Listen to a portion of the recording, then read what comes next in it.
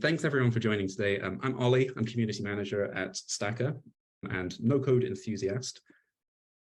And we put on this webinar today because we wanted to introduce more people to the power of automation.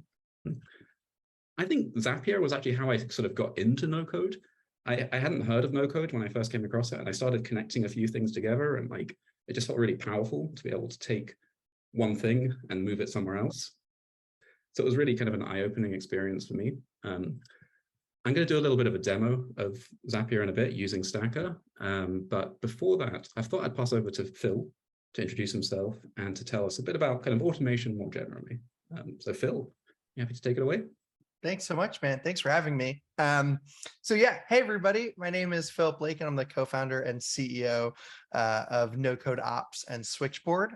No Code Ops is a community for no code operations professionals. We have a newsletter every week. We talk, all about this stuff all day long in our Discord. And Switchboard is actually the first tool ever purpose-built to monitor your integrations in tools like Zapier and Make. So when something fails, it alerts the right person at the right time and the right team. And we're soon going to go beyond that with some really cool stuff that I'm excited to jam on at some point. So yeah, when it comes to Zapier, so my story definitely, my no-code story, Zapier was really early in my story. I was working at an Israeli-based Uber competitor called Get, and my job was to figure out how to onboard a rideshare driver in the field with an iPad with little to no internet access. And before I joined, I don't know if anyone has any experience here, but the process was all completely driven by pen and paper. And so it was my job to digitize that process and scale it. And so when I asked that, to work with the technical team, the response was, no, you work in operations, Phil. You're your own technical team. And so that is where I quickly learned the power of tools like the no-code tools. I didn't even know it was called no-code at the time. It just felt like it was called figuring stuff out. And so we used a combination of Pronto Forms, which is an online, like an application, like a forms builder, kind of like Jotform, but it could work offline and in the field.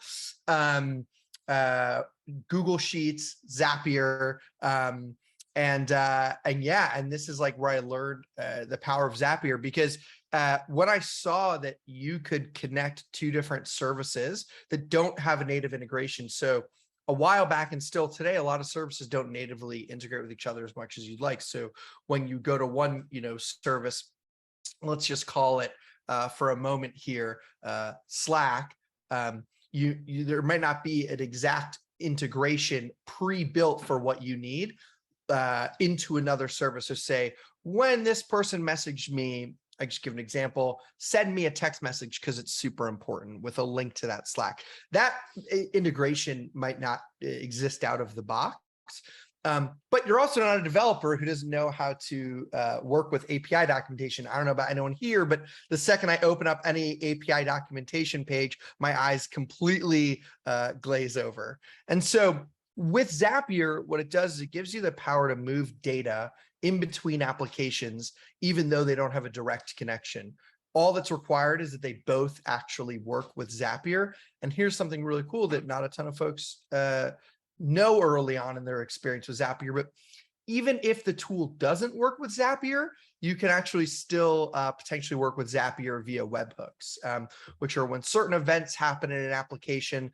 Some platforms have these things called webhooks that can send data out or receive data, and Zapier works with those as well. And why I love Zapier is because it provides, Ollie's going to go through this in a moment, is a really visual way to send data from one application to another. And so you can do things like, when this happens in one application, please send this data to this application.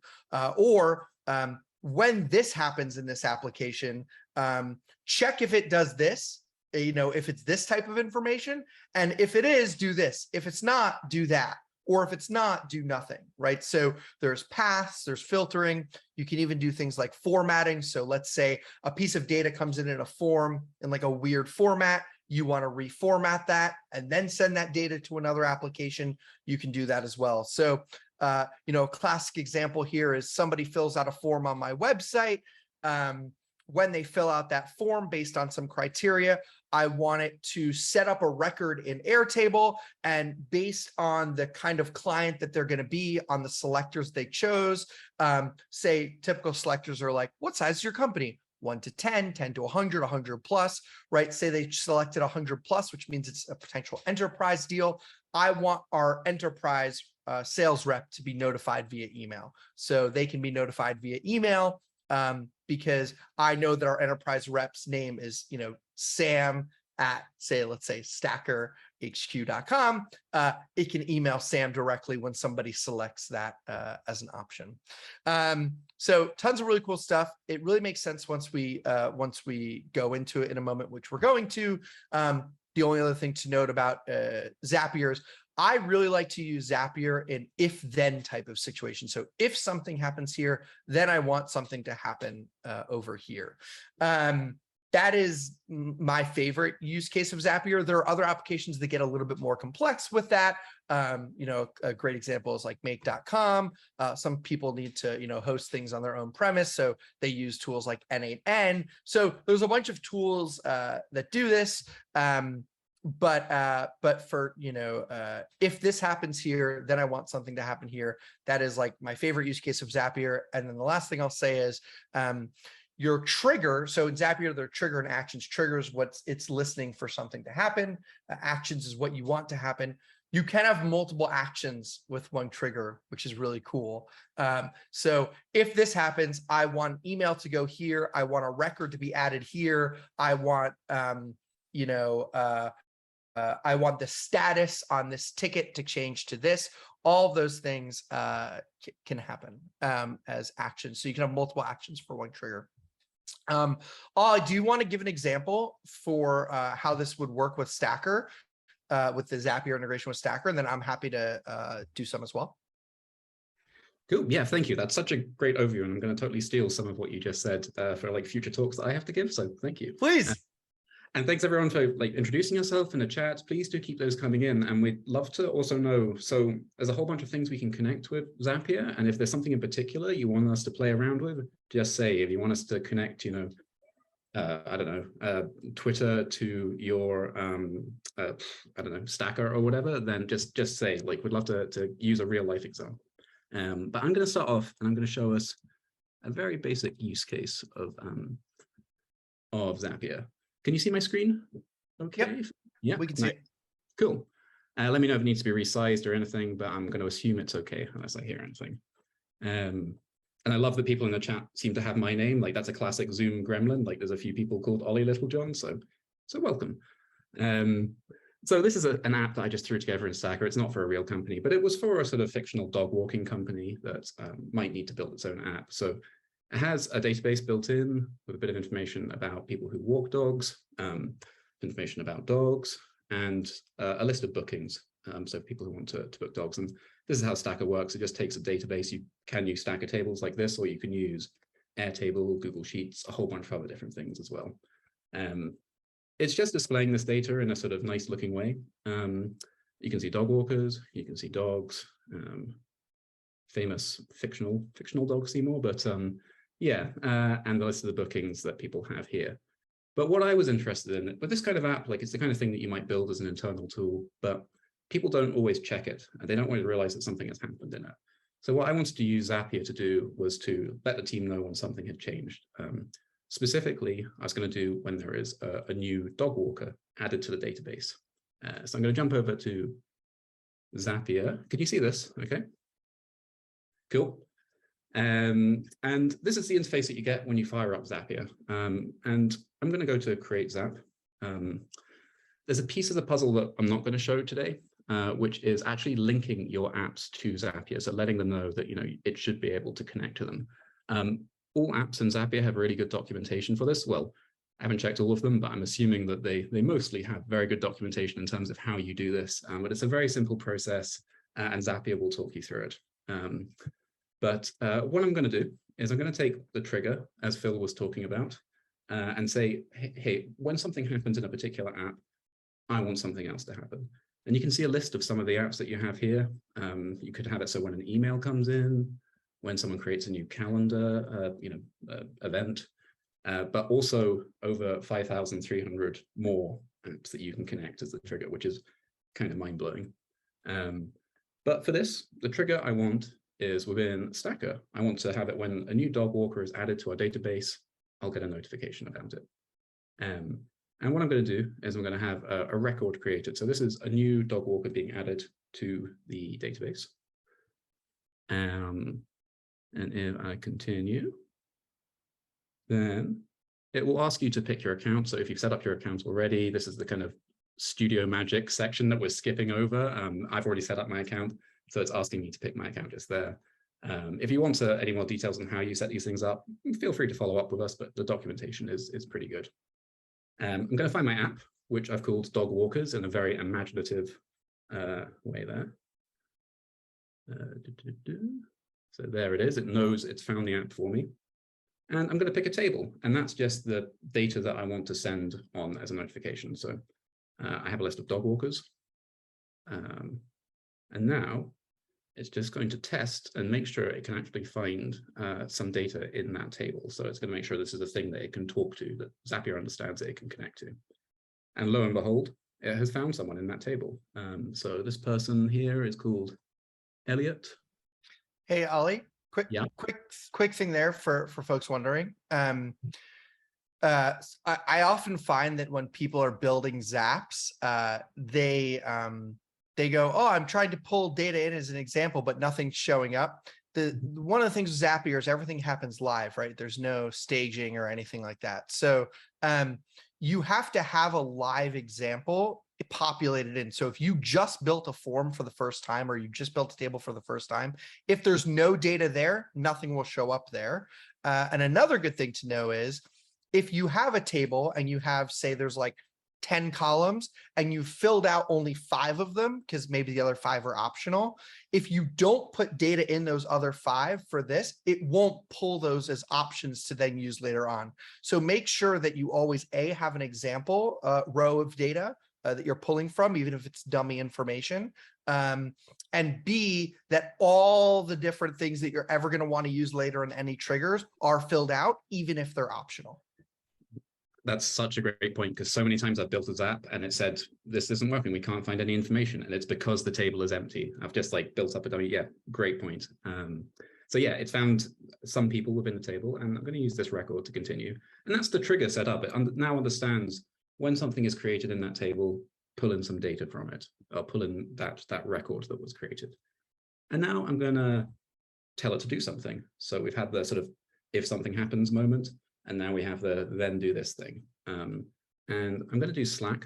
I use Slack personally as a way to communicate, but you could have it so it sends an email to someone, or it tweets if you wanted to. It seems a bit overkill perhaps, but we'll keep this as an internal communication thing for now. So I'm going to have it so it sends a private channel message. You can see all the things you can ask Slack to do here.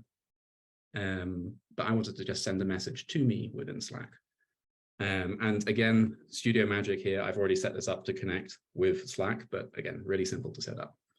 And then all I need to do is tell it which channel I want to post in. So I think I made a not so secret Zapier test channel. So this is within my Slack that this channel has already been created. Zapier knows that these channels already exist and will pull them in for you. I need to add some message text. So you can combine static text that you just type in along with some of this dynamic data. So I'm going to say, there's a new dog walker. And then I can put in a list of all the stuff that was pulled from the trigger step of this. So this is all the information we have from that record that was pulled in. I'm just going to put their name for now. So whenever it pulls in, whenever a new record is created in the Stacker, it will send that name to Slack. And I've got to put in the bot icon to be dog. But I'm going to skip through the rest of this because I'm aware we don't have a huge amount of time. And basically, you can set this up in a whole bunch of different ways. But if I click continue now, and click test and continue, if this works, and oh, please, I hope it does. Yeah, there you can see. So immediately within Slack, this has sent through the data of the new dog walker. Now, I'm aware we don't have a huge amount of time, so I'm not going to show it the sort of test of this, but I'd create a new database item here in Stacker, and then that will pull through. I promise you it will work. But I want to give Phil a chance to build something a little bit more cool than that. So that's kind of a entry level Zap that you can do. A very simple, if this happens, then do this. So I'm going to stop sharing my screen and pass back over to you, Phil. Cool. Your chat. Thanks, man. I am going to share my screen. Can you see my screen okay? Yeah, looks like a great looking app to me. Oh, look at that. Whoever built that one crushed it. So you used, like a new dog walker as an example here, right? I'm going to use bookings as the object that I'm focused on. And so I went ahead and did all of the steps that you've done. So no need to repeat that, right? So, I chose the app. I hooked up my account. I set up the trigger that I want it to be the dog walkers app and, use that, table. And then I grab my test trigger, which has all of this information in regards to the booking. And so here's some really cool stuff that we can do here now. In terms of actions, one action outside of Slack that folks typically like to do a lot is they like to send an email, right? So I'm going to go to my Gmail and I'm going to walk you through some of the most common pitfalls when it comes to using Gmail with Zapier. So here we go. So I'm going to want to send an email. Okay. I'm going to press continue here. I'm going to choose an account. So I'm going to use my Gmail account. Now, trick number one here. If this is an email that should be going out regardless of, let's say you work in operations and this is something that should happen no matter your relationship with the company. It should just always be happening. You really, really want to avoid authenticating with your Gmail at your company. So philip@runswitchboard.com. So as an example there, what's much more stable is authenticating with an, like a group email or an alias email, right? Like orders, or not alias, but group email, right? Like orders or bookings at runswitchboard.com. And the reason for that is because let's say you ever leave the company or, your company, you change emails or whatever it is, that will stop working if you're writing a personal authentication. You see how we hooked up a Stacker was we used an API key, but sometimes you use an API key here, you authenticate with an account. And so when you authenticate with an account, you really want to make sure that if it's something that it needs to exist, whether you're there or not, you're using like a service account. But for this example, I'll keep it simple. Authenticate with my personal Gmail here. Let's take a look here. A great tip as well is I have definitely authenticated before with my personal Gmail before and not thought about it that much. So I'm going to change after this. It'll get you every single time. So it's just asking me for two-factor here. So just give me a moment.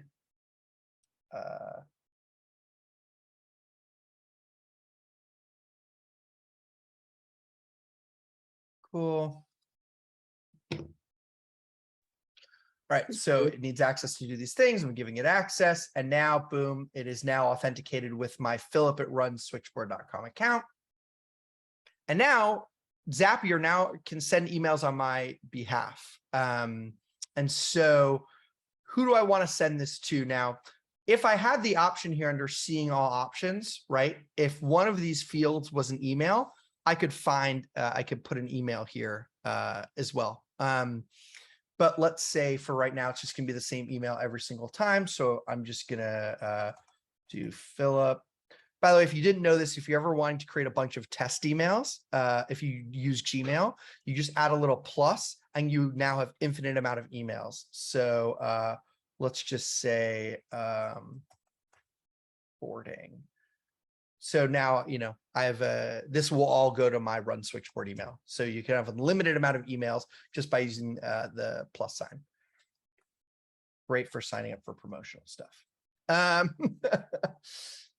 Okay, so let's say, oh, sorry. This is the data insert, which is not that. I'm putting it here is hard. So you can either put in a token, right? Which is something like this, where it goes, it'll always pull the ID from that booking, or you can put in something hard coded. I hard coded something and you just put in an email. So every time this happens, it'll send to this email. I can put in CCs, BCCs, who it's from. And so I have 2 emails connected to my switchboard account, right? So I'll just say it's from me. Now, what's really cool here is from name. This is like the name that shows up, right? So if I don't want to show my name, right, I can just say, Phil's dog walkers. And let's take it one further, right? Let's say I actually am sending this, but I don't, when they reply, I don't need the reply. It actually needs to go to our office manager, right? So I'm just going to give another example here. Philip plus office at runswitchboard.com. Now, when they reply, it will automatically, the email will be set up to go to this address. So it can be really helpful if you have like multiple people that need to see something. Subject is required. Okay, so let's just say there's a new, and then I'm now, so that the part is hard coded, that'll always stay the same, but this is the service type, right? And the service type here is walking, right? So what will appear here is we'll just say the word walking, because that is the service type. So there's a new walking booked. Make sure to put in your spaces as well. You want to format these properly. So when it comes out, it'll say there's a new space, walking space booked. Great. And then in the body, this is where I can put, information. So hi, if I had their name here, I can put it here as well. But let's say the dog walker's name is here. I could say, hi, that's their name. Oh, and by the way, not a lot of people realize this either, but you can actually copy these completely, right? To save you some time. Yeah, right. Mind blown. Yeah. And then you can do something like this, right? Like more info. This word, I think it's a little annoying, but let's do it. So let's go ID, dog, walker. You got to kind of replicate this, right? Service. Let's show all the options here. And maybe dog. And now you can start putting these in, right? So I can grab, so if I go to more info here and I go to ID, I press space, I put in the ID. I go to dog walker, I put in the dog walker. I put in service, it goes service. And I put in the dog and it goes here. Now, sometimes people will make the mistake of just putting these here because it says, it already says service walking, right? But these are just tokens that represent those items. So if you just put these things here, it would just give you a bunch of information without context. So it would say it would say walking, but why does it say walking? So you want to put the word service here. And then show that it's what it is. Cool, and those will change dynamically. We've probably just got a couple of minutes left if we want to take some questions. Just if you want to speed through the final moment. So much to show. Oh, for sure. Oh, wow, time flies. Cool, so I can like test this, test and continue. Now it's testing, it's ready to publish. One thing to note is you always, A, not only want to turn it on, but B, also name your zaps. Name your zaps, name your zaps. That was the one thing I meant to do at the end of my bit. Like I have so many zaps, untitled zaps, it's unbelievable. Always name so them. New booking notification, right? And yeah, I'm just going to open up my email here and I'm going to stop sharing, right? But now if I go to my inbox, I have a new email that showed here, right? So this is everything, right? Yeah, nice. And check it out. If I reply, which is great, look who it goes to, my office manager. Awesome. So really helpful. I hope that helps. You can also add multiple actions and different paths as well. The last thing I'll say is, on that front is if you have questions, you can, I'll be sending an email to everyone after this, so you can feel free to directly reply, and happy to set up 30 minutes to help you troubleshoot any use case. There's a question in the chat. Thanks so much for that, by the way. I am learning a whole bunch. We should have more time away, I'm afraid. But we always want to keep you wanting more, of course. Maybe we can do another one that's like advanced Zapier usage. Zapier 201. Yeah. There is a question about bringing in tweets from a specific account into Google Sheets. Like that's kind of like that's the kind of thing you can do, right? Like you can. Yep. So I'm just going to share my screen really quick. Yeah, you're going to get a lot real quick. Visually show it, but if I were to go to Zapier here, and I were to go to create a Zap, you just have to make sure the different triggers or actions are available, right? So if a new tweet happens, so Twitter is something that I can trigger upon. Here's the event, right? Like tweet, new follower, tweet in a list, right? So if you have a list that you want to use, you can use all of these. Yep. My tweet, so search mention user tweet. So let's say anytime a certain user tweets, I want to do something, you can do that. And then you authenticate and all that stuff. And then, yeah, you can add that data directly to a Google Sheet as well, if you like. Yeah. You could add it to pretty much anything, right? Like, yep, you add it to anything. And what's also nice and that I like to do in that front too is when I add stuff to a Google Sheet where it's like a separate place, I also like to then include what you can do. You can include the link to the tweet as like one of the columns. So you can instantly get to that tweet right from the Google Sheet. Yeah, awesome. Yeah, love it. We need to do another session on this, like with more complex stuff. Like I think there's so much you can do, but we have run out of time for today. I don't know if you had any kind of final thoughts. Like you're going to follow up by email with some of this information. Yeah, I'll follow up with email with my Calendly link. So if you just want to book 30 minutes and have a one-on-one with some of your, with some of your specific use cases, I'm happy to help out. The only other thing to note is, I think very relevant for this audience, the next thing that we are working on at Switchboard is we are working on automatic documentation and process mapping for everything from Airtable to Zapier and everything. So if you have complex use cases across tools like Zapier, Make, and Airtable, and want to peek at what we're doing and want to give us some thoughts and feedback, you can also feel free to reach out directly to me on Twitter at Philip Lakin or reply to the email that I send. And happy to get your thoughts and insights on this mapping and infrastructure tool we're building.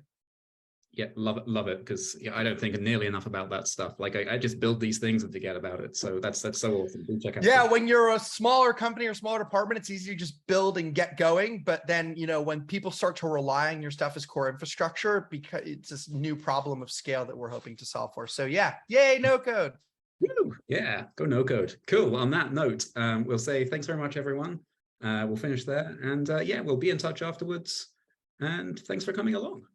Cool. Thanks so much, everybody. Bye.